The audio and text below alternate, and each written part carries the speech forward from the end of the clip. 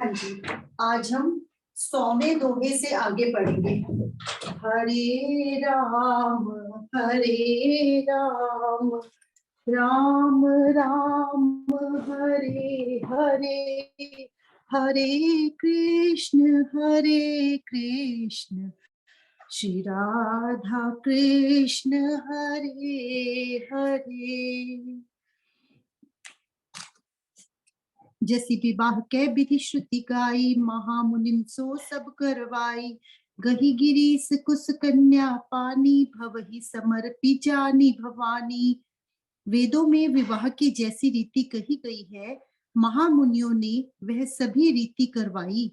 पर्वतराज हिमाचल ने हाथ में कुश लेकर तथा कन्या का हाथ पकड़कर उन्हें भवानी जानकर शिवजी को समर्पण किया।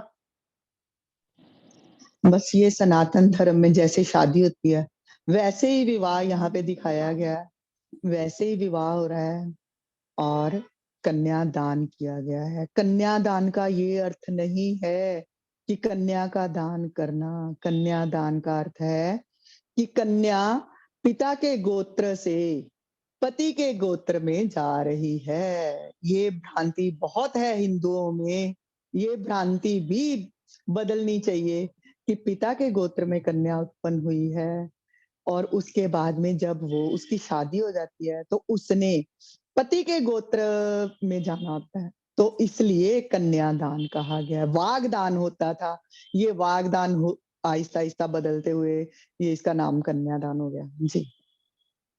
निग्रहण जब कीन महेसा, ही हर्षे तब सकल सुरेसा। वेद मंत्र मुनिबर उच्चर ही, जय जय जय शंकर सुर करही। जब महेश्वर ने पार्वती का पानी ग्रहण किया, तब सब देवता हृदय में बड़े ही हर्षित हुए। श्रेष्ठ मुनिगण वेद मंत्रों का उच्चारण करने लगे और देवगण शिवजी का जय जयकार करने लगे। अब देवगण सिर्फ इसलिए ही जय जयकार नहीं कर रहे कि भोलेनाथ की शादी हो गया। हर बात, एक तो हर्षित है कि भोलेनाथ जो है वैराग्य छोड़कर अब गृहस्थी बनने जा रहे हैं। दूसरा हर्ष है कि माँ सती का जो भी योग था वो खत्म हो रहा है। और तीसरा हर्षित है कि अब तारकासुर की मृत्यु होगी और हमें अपना देवलोक भी प्राप्त होगा जी। बाजहि बाजन विविध विधाना, सुमन वृष्टि नभ भय विधि नाना। हर गिर जाकर भयउ विबाहु, सकल भुवन भरी रहा उछाहु। अनेकों प्रकार के बाजे बजने लगे, आकाश से नाना प्रकार के फूलों की वर्षा हुई। शिव पार्वती का विवाह हो गया, सारे ब्रह्मांड में आनंद भर गया। भव और भवानी जब मिलते हैं तो वैसे ही आनंद हो जाता है। पुरुष और प्रकृति का मिलन हो रहा है तो आनंद तो शाएगा ही शाएगा जी। और आनंदमय वातावरण हो गया सभी। राम राम जी। दासी दास तुरग रथ नागा, देनु बसन मुनि हे बस्तु विभागा। अन कनक भाजन भरि जाना, दाई दीन न जाए बखाना। दासी दास रथ घोड़े हाथी गाय वस्त्र और मणि आदि अनेक प्रकार की चीजें, अन्न तथा सोने के बर्तन गाड़ियों में लदवाकर दहेज में दिए, जिनका वर्णन नहीं हो सकता। अब यहाँ पे दहेज का वर्णन भी हो गया। तो दहेज इस क्यों दिया गया था, हिमालय ने क्यों दिया था माता पार्वती को दहेज? इसलिए कि शिव तो वैरागी हैं और मेरी पुत्री जो है राजकुमारी है, तो वहां पर कैसे, तो इसलिए दहेज। और दहेज इतना दिया है कि उसका वर्णन ही नहीं किया जा सकता। इतना हर चीज हर वस्तु दी है पुत्री को अपनी जी। दाइज दियो बहु बांति पुनि, कर जोरि धीम भूधर कयो। कादेव पूरन काम शंकर, चरण पंकज गई रयो। शिव कृपा सागर ससुर कर, संतोष सब बांति। कियोग मुनि गहे पद पाथोज, मैना प्रेम परिपूरन हियो। बहुत प्रकार का दहेज देकर फिर हाथ जोड़कर हिमाचल ने कहा, हे शंकर, आप पूर्ण काम हैं, मैं आपको क्या दे सकता हूँ। वे शिव जी, इतना कहकर वे शिव जी के चरण कमल पकड़ कर रह गए। और तब कृपा के सागर शिव जी ने अपने ससुर का सभी प्रकार से समाधान किया। फिर प्रेम से परिपूर्ण हृदय मैना जी शिव जी के चरण कमल पकड़े। अब भोलेनाथ के को पुत्री को समर्पण तो किया है, उसके बाद मैना और हिमवान जो हैं वो भोलेनाथ को आकर विनती कर रहे हैं कि हमें नहीं पता था, ये सती ने हमारे घर में जन्म लिया है, हम तो इसको अपनी पुत्री समझकर वैसे ही लाड़ लड़ाते रहे, तो आज आपने इसका पानी ग्रहण किया है और आज ही हमें नारद जी ने इस बात की भी जानकारी दी है, तो वो आकर विनय कर रहे हैं भोलेनाथ से, क्षमा करना हमारा कोई अपराध हो और हमारी पुत्री को जो है अब स्वीकार कीजिए। नाथ उमा मम प्राण समग्र किंकरि करेओ, क्षमे सकल अपराध अब होई प्रसन्न बरदो, सियावर राम जय जय राम। मेरे प्रभु राम किया कल्याण, मेरे हनुमान किया कल्याण। हे नाथ, यह उमा मुझे मेरे प्राणों से भी प्यारी है। आप इसे अपने घर की टहलनी बनाइएगा और इसके सब अपराधों को क्षमा करते रहिएगा। अब प्रसन्न होकर मुझे यही वर दीजिए। अब नैना ने कहा है कि उमा को, क्योंकि सुकुमारी है, अभी अवस्था इतनी तरुणी जैसी नहीं है और राजकुमारी है और हमने बहुत लाड़ों से पाला है इसको, तो इसका अगर कोई अपराध भी हो तो क्षमा कीजिएगा और इसे स्वीकार कीजिए जी। बहुविधि शंभु सासु समुजाई, गवनि भवन चरण सिरुनाई, जननी उमा बोली तब लीनी, लैऊ चंग सुंदर सिख दीनी। शिव ने बहुत प्रकार से अपनी सास को समझाया, तब वे शिव जी के चरणों में सिर निवाकर गर गई। और फिर माता ने पार्वती को बुला लिया और गोद में बिठाकर ये सुंदर सीख दी। करेओ सदा शंकर पद पूजा, नारी धर्म पति दो देव न दूजा। बचन कहत बरे लोचन बारी, बहुरी लाई उर्लीन कुमारी। हे पार्वती, तू सदा शिव जी के चरणों की पूजा करना। नारियों का यही धर्म है, उनके लिए पति ही देवता है, कोई देवता ही नहीं है। इस प्रकार की बातें कहते कहते उनकी आंखों में आंसू भर आए और उन्होंने कन्या को छाती से चिपटा लिया। अब पुत्री को विदा कर रही है मैना, और मैना जब विदा कर रही है तो साथ में उसको शिक्षा क्या दे रही है, या आज के जमाने को भी समझाने के लिए कि अपने पति को ही अपना भगवान समझना, अपने पति को। और बहुत सी शिक्षा दी है मैना ने पार्वती को, ये हम लोगों को समझाने के लिए यहाँ पर शिक्षा दी गई है। और भोलेनाथ ने उधर मैना को, पार्वती की माता को बहुत समझाया है कि पार्वती वहां पर मेरे हृदय की महारानी बनकर रहेगी, और ये उमा जो उमा का ही रूप है पार्वती, और जैसा जे चाहेगी वैसा ही होगा। आज भी ये वचन तो दिए जाते हैं, अग्नि को साक्षी मानकर आज भी बहुत से वचन दिए जाते हैं, तो वैसा ही यहाँ पर मैना ने भी पार्वती को शिक्षा दी है जी। कत विधि सृजी नारी जग माही, पराधीन सपन्यो सुख नाही। भय अति प्रेम विकल महतारी, धीरज कीन कुसमे विचारी। फिर बोली कि विधाता ने जगत में स्त्री जाति को क्यों पैदा किया? पराधीन को भी सपने में सुख नहीं मिलता है। यूं कहती हुई माता प्रेम में अत्यंत विकल होगी, परंतु कुसमय जानकर, दुख करने का अवसर न जानकर उन्होंने धीरज धारा। अब माता को पुत्री के विछुड़ने का भी दुख हो रहा है, और ये भी हो रहा है कि वहां पर जाकर मेरी सुकुमारी बच्ची कैसे रहेगी। तो साथ में यही कि कोई भी अपने घर में अपनी पुत्री को नहीं रख सकता, पुत्री का विवाह तो होना ही है। पर ये तो हम कह सकते हैं कि प्रकृति ने ही ऐसा रचा है नारी को, नारी जो है वही वंश वेल बढ़ा सकती है, आगे जाकर उसने ही वंश वृद्धि करनी होती है। तो इसलिए यहाँ पे तो ये बोला गया है कि पराधीन, तुम पराधीन हो, भोलेनाथ के अधीन मैंने तुम्हें कर दिया है। यहाँ से पिता के घर से अब तुम पति के घर जा रही हो, तो जैसा तुम्हें तुम्हारे पति रखे वैसे ही तुम रहोगी। और पर जो है सनातन धर्म ये नहीं कहता। सनातन धर्म जो है हमारा ने तो ये कहा है कि पति और पत्नी जो है गृहस्थी के दो पहिए हैं, दोनों में से एक ढंग साथ चलेंगे तभी गृहस्थी सही चलेगी, तभी गृहस्थी की गाड़ी सही चलेगी, ये कहा गया है। और इधर जो गुरु नानक देव जी ने भी तो कहा है, सो क्यों मंदाकिए जित जम्मे राजान। तो यहाँ पे ये कहा तो गया है, ये किस भाव से कहा गया है ये मैं नहीं, वो माता जो है वो अपने वैसे ही विह्वल हो रही है कि मुझे अपनी पुत्री को भेजना पड़ रहा है भोलेनाथ के साथ।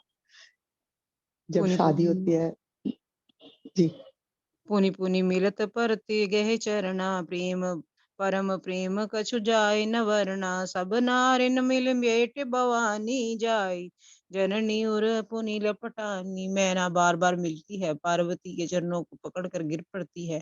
बड़ा ही प्रेम है, कुछ वर्णन नहीं किया जा सकता। भवानी सब स्त्रियों से मिलकर फिर अपनी माता के हृदय से जा लिपटी। जननी बोरी मिली चली उचित मसीस, सब का उदयी फिर बिलोकत मात तन तब सकीले शिव पही गई।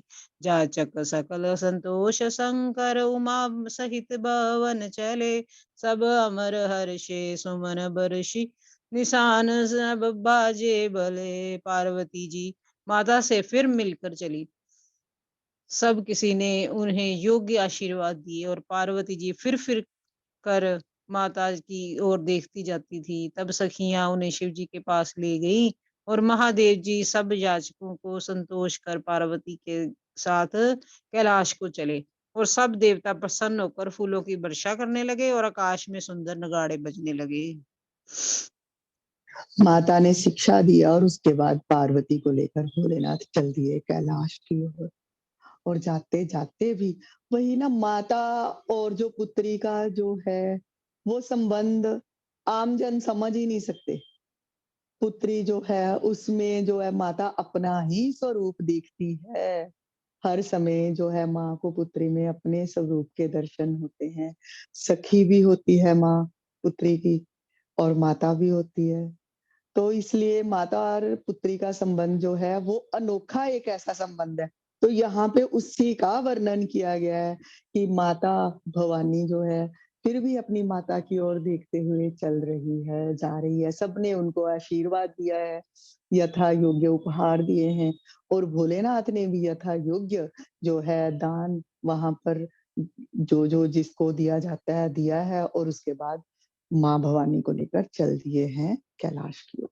और देवता हर्षित हैं कि चलो भोलेनाथ जो है गृहस्थ आश्रम में प्रवेश कर रहे हैं फिर से, तो फूलों की वर्षा हो रही है जी। संग हिमवंत तब पहुंचावन अति हेतु, विविध भांति परितोष कर विदा कीन वृष के तुसियावर राम। जय जय राम मेरे प्रभु राम, किया कल्याण मेरे हनुमान, किया कल्याण। तब हिमवान अत्यंत प्रेम से शिव जी को पहुंचाने के लिए साथ चले। वृष केतु शिव जी ने बहुत तरह से उन्हें संतोष कर करा के विदा किया। अब देखो माता और पुत्री का संबंध तो हमने सुना है, तो हिमवान पिता जो है वो उसका भी प्रेम पुत्री से कम नहीं होता। वो ठीक है, माता जो है आंसुओं के द्वारा और वैसे भी अपना प्रेम प्रदर्शन कर लेती है, तो पिता का तो प्रेम प्रदर्शित भी नहीं वो कर सकता। और हिमवान चले हैं भोलेनाथ के साथ पार्वती को आगे नगर के द्वार तक विदा कराने के लिए। और वृष केतु भोलेनाथ बहुत उनको समझा रहे हैं कि अब आप लौट जाइए, मैं अपनी पत्नी को लेकर जा रहा हूँ जी। तुरत भवन आए गिरिराई, सकल सैल सर लिए बुलाई। आदर दान विनय बहुमाना, सब कर विदा की नहीं माना। पर्वत राज हिमाचल तुरंत गराए, और उन्होंने सब पर्वतों और सरोवरों को बुलाया, और हिमवान ने आदर दान और विनय और बहुत सम्मान पूर्वक सबकी विदाई की। अब सब जो बाकी बुलाए हुए थे रिश्तेदार उनको भेज रहे हैं, उनको भी विदा कर रहे हैं जी। तो जब ही शंभु कैलाश ही आए, सुर सब निज निज लोक सिधाए। जगत मात पिता शंभु भवानी, तेई सिंगार न कयो बखानी। जब शिव जी कैलाश पर्वत पर पहुंचे, तब तब देवता अपने अपने लोकों को चले गए। तुलसीदास जी कहते हैं कि पार्वती और शिव जी जगत के माता पिता हैं, इसलिए मैं उनके श्रृंगार का वर्णन नहीं करता। तुलसीदास जी ने तो ये बहुत शॉर्ट में ही शादी कर दिया ना खत्म। नहीं तो कई कई जो हम कथा कहीं श्रवण करने जाते हैं तो वहां पे तो बहुत उत्साह से अलग ढंग से शादी का वर्णन किया जाता है। और अब भोलेनाथ आ गए हैं वापस कैलाश में, और आकर यहाँ पर भी जो सभी आए थे देव उनको उपहार देकर विदा कर दिया है। और तुलसीदास जी यहाँ पर कह रहे हैं अब भोलेनाथ और पार्वती ही पार्वती जी है, पर पार्वती जी का जो श्रृंगार है ऐसा अनुपम श्रृंगार है कि उसका मैं वर्णन ही नहीं कर सकता। और अगर हम अभी बैठे हुए भी आंखें बंद करके उसको सोचते हैं तो कितनी आनंद की अनुभूति हो रही है कि कैसे दुल्हन के रूप में कैसे पार्वती का श्रृंगार हुआ और कैसे भोलेनाथ का श्रृंगार, और कैसी ये जोड़ी है अनुपम सजी हुई बैठी हुई है जी। करे हे विविध विधि भोग विलासा, गन नहीं है समेत बसे कैलासा। हर गिर जा विहार नित नयो, यही विधि विपुल काल चली गयो। शिव पार्वती विविध प्रकार के भोग विलास करते हुए अपने गणों सहित कैलाश पर रहने लगे और नित्य नए विहार करते थे। इस प्रकार बहुत समय बीत गया। अब समय तो व्यतीत हो ही रहा है, और भोलेनाथ और पार्वती जो हैं कितने युगों बाद उनका मिलन हुआ है। और अब माता पार्वती भी सावधान तो है ही, और भोलेनाथ भी हास विलास और विनोद से ही माँ के साथ विहार कर रहे हैं। और जो गण हैं वो भी माता पार्वती का बहुत ध्यान रख रहे हैं। और कितना समय बीत गया जी। तब जन्मे शट बदन कुमारा, तारक असुर समर ही मारा। निगम प्रसिद्ध पुराना, षण्मुख जन कल जग जाना। तब 6 मुख वाले पुत्र स्वामी कार्तिकेय का जन्म हुआ, और जिन्होंने बड़े होने पर युद्ध तारकासुर को मारा। वेद शास्त्र और पुराणों में स्वामी कार्तिकेय के जन्म की कथा प्रसिद्ध है, और सारा जगत उसे जानता है। जग जान षण्मुख जन्म कर्म प्रताप पुरुषारथ महाते, हेतु में केतु संक्षेप ही कहा। जे उमा शंभु विवाह जे नर नारी कहे, जे गावही कल्याण काज विवाह मंगल सर्वदा सुख पावही। शटानन स्वामी कार्तिकेय का जन्म कर्म प्रताप और महान पुरुषार्थ को सारा जगत जानता है, इसलिए मैंने वृष केतु शिव जी के पुत्र का चरित्र संक्षेप में ही कहा है। शिव पार्वती के विवाह की इस कथा को जो स्त्री पुरुष कहेंगे और गाएंगे, वे कल्याण के कार्यों और विवाह आदि मंगलों में सदा ही सुख पावेंगे। इसीलिए ना पहले रामायण जो है गाई जाती थी, रामायण का गायन किया जाता है। इसको पढ़ना भी नहीं कहते, इसको तुलसी जी। मराठी गाते हैं कि गाते ही हैं, हाँ गान जी कर। जी। तो तुलसीदास जी इसने इनको गायन के रूप में ही लिखा है।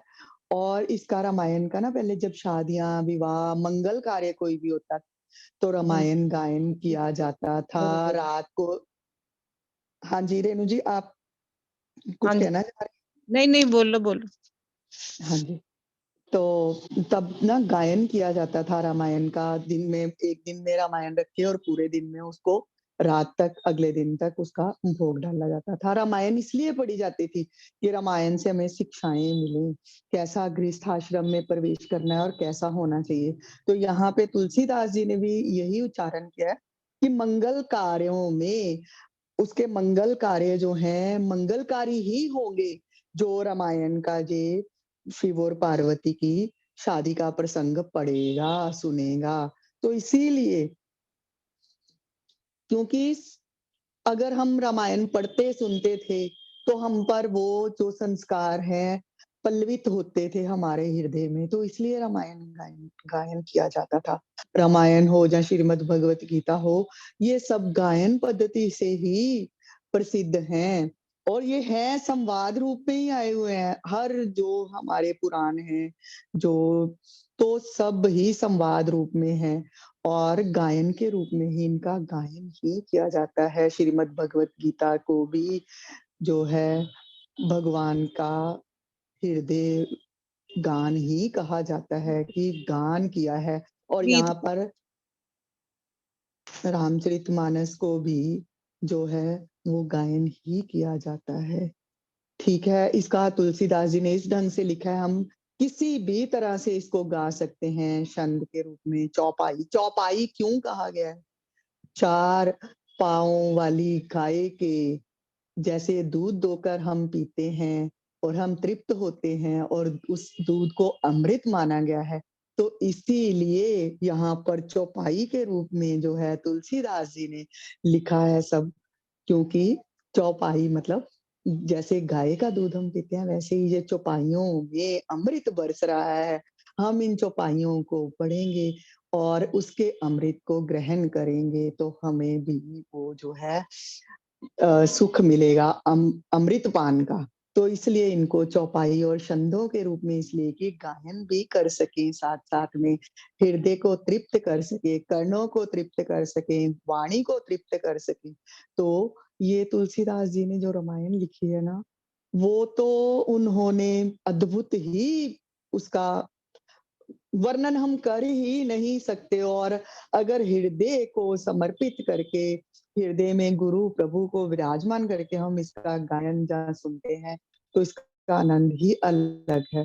और यहाँ पर उन्होंने क्या कहा है, विवाह गाया है, विवाह के बाद में उन्होंने संक्षिप्त में ही जो है कार्तिकेय जी का जन्म विस्तृत नहीं लिखा है। कहते अलग से कथाएँ तो हैं कि बस भोलेनाथ और पार्वती विहार कर रहे थे और जब कार्तिकेय का जन्म होने लगा है, तो देवता जो है वो तो दिखाया ही गया बार-बार कि बहुत ज़्यादा जल्दी में आ जाते हैं। क्या बोल सकते हैं हम लोग, जैसे कहते हैं नी बड़ा काला जिहा पै जांदा बंदा।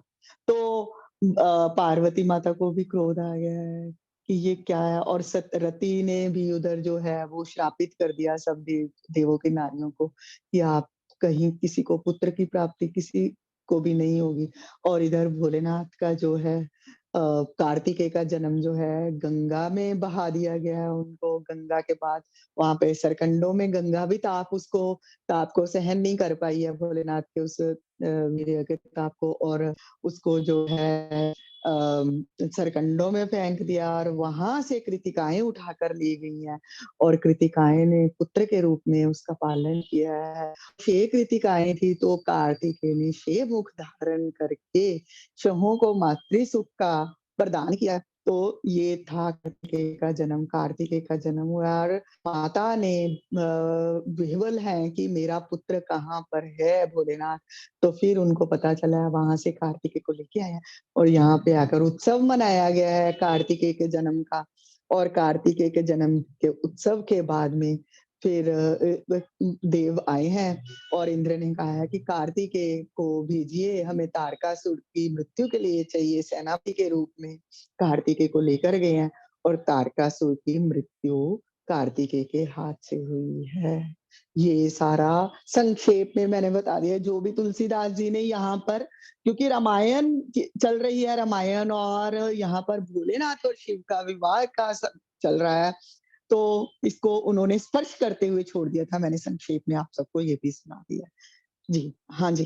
चरित सिंधु गिरजा रमन वेद न पावे ही पारू बरने तुलसीदास किमी अति मति मंद गमार सियावर राम जय जय राम मेरे प्रभु राम किया कल्याण। मेरे हनुमान या कल्याण। गिरजापति महादेव जी का चरित्र समुद्र के समान अपार है, उसका पार वेद भी नहीं पा सकते। तब अत्यंत मंद बुद्धि और गंवार तुलसीदास उसका वर्णन कैसे कर सकता है। बिल्कुल भोलेनाथ है, प्रभु के चरित्र तक तो हम पहुंच ही नहीं सकते ना। प्रभु का ही अंश है जीव, तो उसका कैसे पार पा सकता है।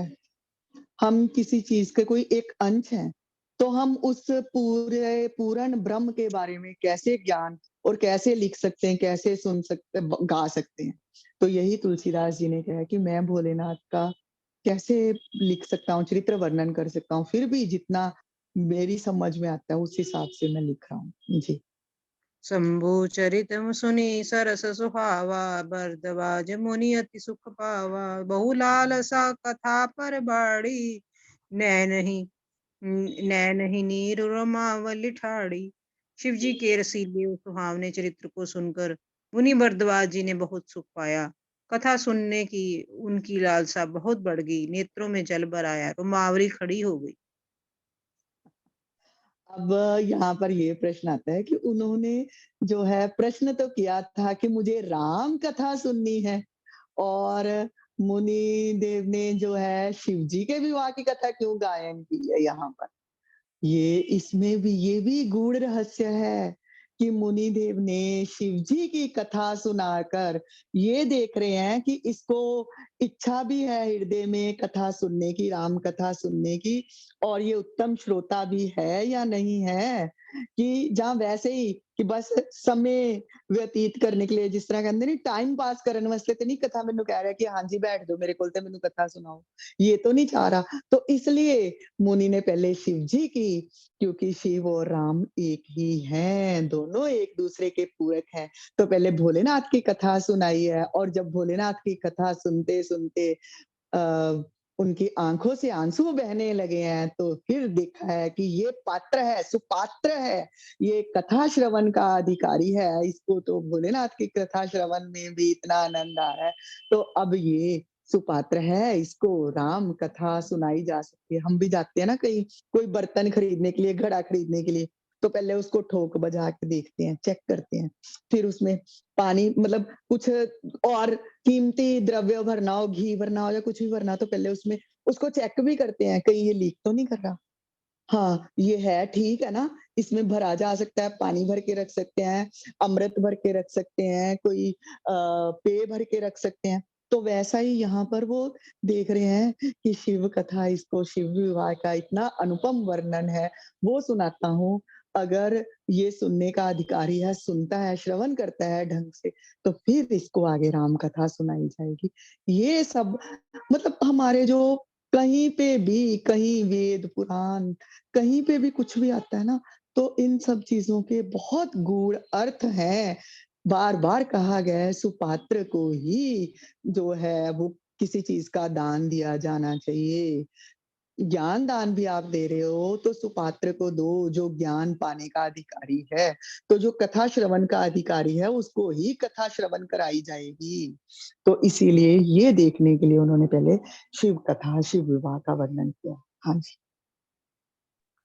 प्रेम विवश मुख आवना बानी, दशा देखी हर्षे मुनि ज्ञानी। धन्य तब जन्म मुनीसा, तुम्हें प्राण सम प्रिय गौरी सा। फिर प्रेम में मुग्ध हो गए, मुख में वाणी नहीं निकलती। उनकी दशा देखकर ज्ञानी मुनि जागवल के बहुत प्रसन्न हुए और बोले, हे मुनीश, आहा, तुम्हारा जन्म धन्य है, तुमको गौरीपति शिव जी प्राणों से समान प्रिय हैं। शिव पद कमल जने जिने रचनाहि, राम ही ते सपने ना सुहाहि। बिन चल विश्वनाथ पद ने हो, राम भगत कर लक्षण हो। शिव जी के चरण कमलों में जिनकी प्रीति नहीं है, वे श्री रामचंद्र जी के स्वप्न में भी अच्छे नहीं लगते। और यहाँ लेकिन पर देखो कई शिव लोग जी के कहते हैं ना, चरणों में निष्कपट विशुद्ध प्रेम होना, यही राम भक्त का लक्षण है। हाँ, ये हमें यहाँ पर देखो कितनी शिक्षा देगी है। हम सुनते हैं ना कई कृष्ण पंथ वाले हैं, वो कहते हैं हाँ हम तो कृष्ण को ही मानते हैं, हम और किसी देवी देवता को नहीं मानते। कई राम वाले बोलते हैं हम राम को मानते हैं, हम और किसी देवी देवता माता को नहीं मानते, हम शिव को मानते हैं, हम किसी शैव्य हैं वो बोलते हैं शिव को मानते हैं, कोई और देवता है ही नहीं है, वो तो मनुष्य है। तो यही यहाँ पे हमें समझाया गया कि देखो तुम तो भगवान के विभिन्न रूपों में भी जो है अपनी जो है ईर्षा प्रकट कर रहे हो, ये नहीं है। शिव और राम एक दूसरे के पूरक हैं। शिव भोलेनाथ जो है राम की पूजा कर रहे हैं, राम भोलेनाथ की पूजा कर रहे हैं और याज्ञवल्क्य मुनि जी इतने प्रसन्न हो रहे हैं भारद्वाज मुनि को। जब कथा श्रवण करवाई है तो भारद्वाज मुनि की आंखों से नीर बह चला है, इतना आनंदमय पुलकित हो गए हैं। जब हम भी सुन रहे हैं तो हमारी वाणी में भी वैसे ही हृदय में जो है आनंद इतना उमड़ है, जैसे हम सामने बैठकर ही वो शादी विवाह हमने देखा है।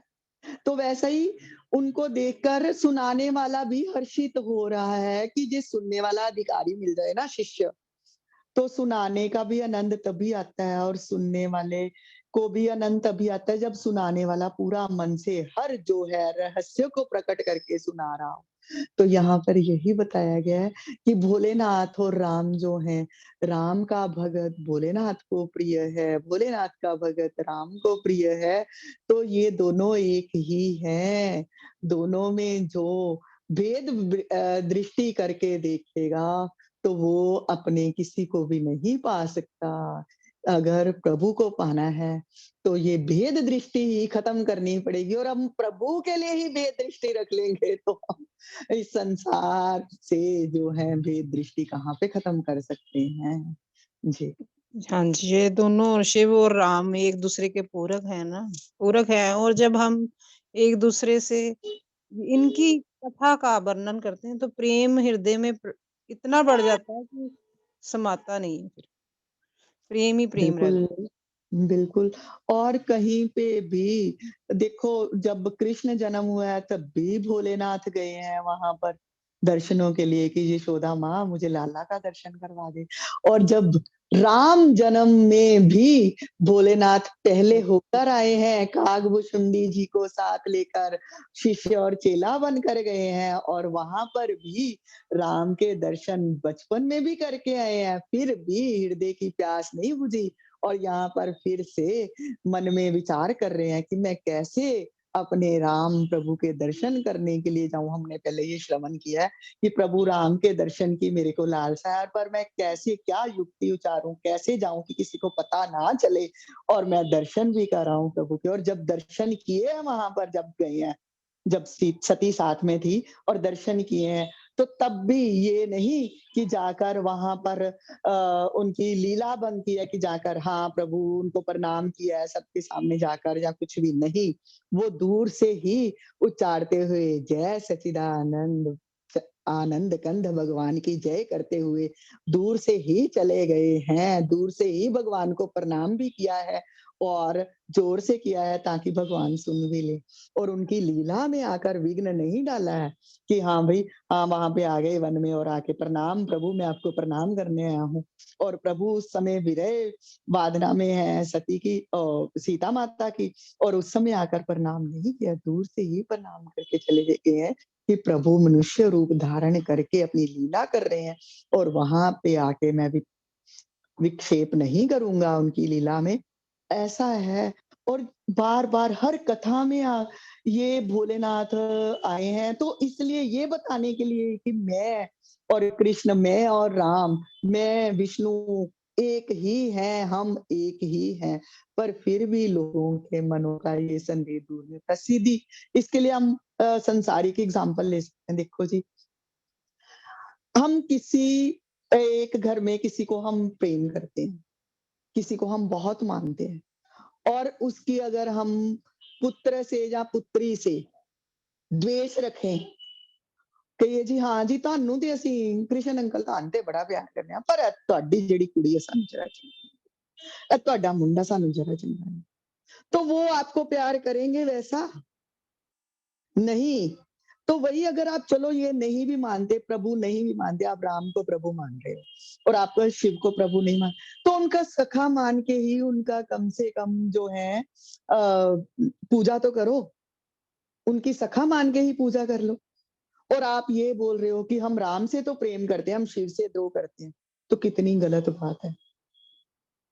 ये चीजें थोड़ा सा चेंजेस हमारे मन में आनी चाहिए। नहीं, आप प्रभुवत प्रेम नहीं कर सकते, तो आप कम से कम उनके लिए ही प्रेम करो कि ये हमारे प्यारे के प्रिय हैं, इस ढंग से ही प्रेम कर लो। राधा कृष्ण को प्रेम कर रहे हो, तो उनके जो प्रिय हैं उनको भी तो प्रेम करो। उनके प्रिय को प्रेम करोगे तो वो तुम्हारे प्रेम को स्वीकार करेंगे ना। अगर प्रेम है हृदय में, तो प्रेम की गंगा ऐसी बहती है कि कोई भी जो है शत्रु मित्र की पहचान रहती ही नहीं। सारा संसार ही प्रेममय ही दिखता है। तो ठीक है जी, जय श्री कृष्ण। हाँ, ये तो कुछ अलग ही तरफ लंबा चला गया चलेगा, सारा चलो कल संवाद। पूरा करेंगे। हाँ, अलग ही हाँ जी, संवाद ही अलग चल दिया। प्रेम तो फिर प्रेम की व्याख्या करने बैठो तो कुछ। दोबारा कर लेंगे ना, इसी को दोबारा कर लेंगे। हाँ जी, हाँ जी, ठीक है जी। पवन मंगल हारी, द्रवहु सुदशरथ जिर बिहारी। मंगल भवन मंगल हारी, द्रवहु सुदशरथ चिर बिहारी। वो सियापति रामचंद्र महाराज की जय, पवन सुत हनुमान की जय, उमापति महादेव की जय, रमापति रामचंद्र महाराज की जय, वही सब संतन की जय, हरि भक्तन की जय। राम राम जी, सब राम राम जी, राम राम। शुक्रिया शुक्रिया, सबका शुक्रिया शुक्रिया शुक्रिया।